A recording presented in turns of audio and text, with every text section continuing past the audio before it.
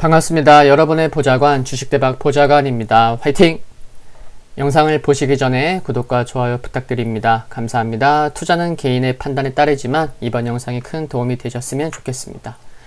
이번 영상은 3분기의 마지막 달 9월 첫 번째 거래일 9월 1일 10분 아침 시황입니다.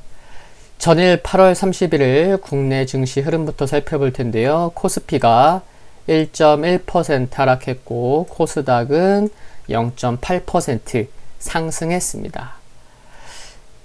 코스닥이 1% 이상 상승한 것도 아니고 코스피가 1%대 하락을 보였지만 하락 종목수보다는 오히려 상승 종목이 많았던 하루였습니다.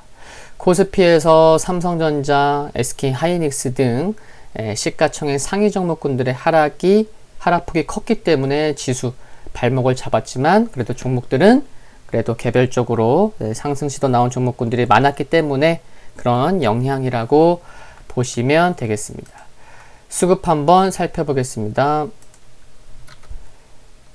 외국인이 1조 6천억 원 매도했는데 개인이 받은 모습입니다.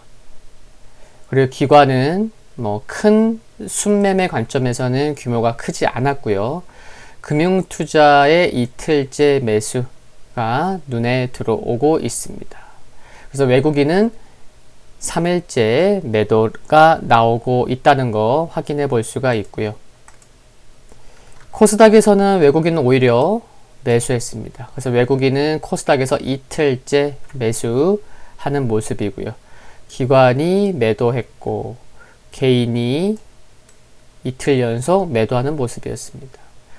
기관이 1200억 매도했는데 모든 기관들이 매도한 것도 알 수가 있고요. 전일 코스피는 장중 1% 이상 상승하기도 했지만 외국인이 대규모 매물을 출회함에 따라 지수가 상승분을 모두 반납하는 모습이었습니다. MSCI 지수 리밸런싱에 따라 순매도 규모 확대된 것으로 추정되는데요. 외국인이 1조 6,300억 원 수준을 매도했는데 서버 디램 가격 하락 지속 우려 등으로 삼성전자와 SK하이닉스를 각각 약 5,400억 원, 1,022억 원 매도하면서 매도가 IT에 집중되었던 것을 알 수가 있습니다. 업종으로는 기계, 섬유복, 의료종 밀이 상승했고요. 전기전자, 은행, 철강 업종이 하락했습니다. 이런 가운데 MSCI 한국지수에 신규 편입된 시젠, 알테오젠, 신풍제약으로 외국인 매수가 크게 유입되면서 강세를 보인 점, 그리고 9월 1일부터 오늘이죠. 이틀간 카카오게임즈 청약을 앞두고 지분 보유한 넷마블의 큰 상승이 특징적이었습니다. 해외 증시 미국부터 살펴보면요. 3대 지수 중에 나스닥만 0.7% 상승을 했고요. 필라델피아 반도체 지수 0.16% 하락했고 테슬라가 3.3%, 애플이 3.3% 상승했고 테슬라가 12.5% 상승했는데 액면 분할 효과로 쏠림 현상이 쏠림 현상이 좀 심했던 하루였습니다. 아마존이 1.4%, 인텔이 1%, AMD가 6% 상승한 반면 마이크로소프트 1.5% 하락했고요. 알파벳 0.6% 하락했고 넷플릭스가 1% 상승했는데요. 성장 둔화 소식이 전해졌지만 주식 분할 가능성이 제기되었던 거고요. 그리고 여기에 아마존이 1.45% 상승했는데 미국 연방항공청이 배송의 드론을 운영하는 것을 승인한 데 힘입어 상승했습니다. 여기 인텔이 1% 상승했는데 엔비디아도 1.7% 상승했거든요. 화요일 정오에 새로운 그래픽카드 및 칩을 발표할 것이라는 소식으로 상승했다고 보시면 되겠습니다. 모더나가 3.8% 하락했고요. 니콜라가 1.3% 하락했습니다. JP모건과 엘스파고가 각각 2.5%, 2.2% 하락했는데 금융주가 하락한 거죠. 연준의 경기 회복 정책 언급에 따른 국채금리 하락 때문이었고요. 항공주, 호텔, 에너지 업종이 하락했는데 이유는 경기 회복 정책 및 세계보건기구가 코로나 방어에 성공했다고 섣불리 언급하지 말아라 라는 경고 여파로 경기 회복과 경기 회복 민감주들이 하락한 것을 알 수가 있었습니다. 미국 시장 놓고 보면요. 연준 위원들이 경기 회복이 정체되었다고 주장하고 또 수익률 곡선 제어 정책은 테이블에 없다고 언급하면서 추가적인 연준의 정책이 없음을 시사한 것 등이 투자 심리에 부담이 되었었습니다. 유럽 증시는요, 전반적으로 하락세를 보였는데 아주 큰 특징적인 이슈는 없었어요. 유럽 증시. 다만 중국 정부가 기술 수출 규제 아래 동영상 공유 플랫폼 틱톡의 미국 매각에 제동을 건 게 전반적으로 투자 심리에 좋은 것은 아니었고, 유럽연합이 오늘 1일 발표 예정인 인플레이션 데이터가 유럽 중앙은행의 목표보다 낮을 것으로 예상된 것 등이 일부 좀 영향을 주었던 것 같습니다. 중국 상해지수 0.24% 하락했는데 미국과 중국 갈등이 영향이 좀 있었고요. 또 8월 제조업 구매 관리자 지수가 7월보다 소폭 하회했지만 기준선 50을 상회했고, 비제조업 구매 관리자 지수가 전월보다 높았던 것 등은 투자 심리에 긍정적이었지만 전반적으로 혼조세를 보였습니다.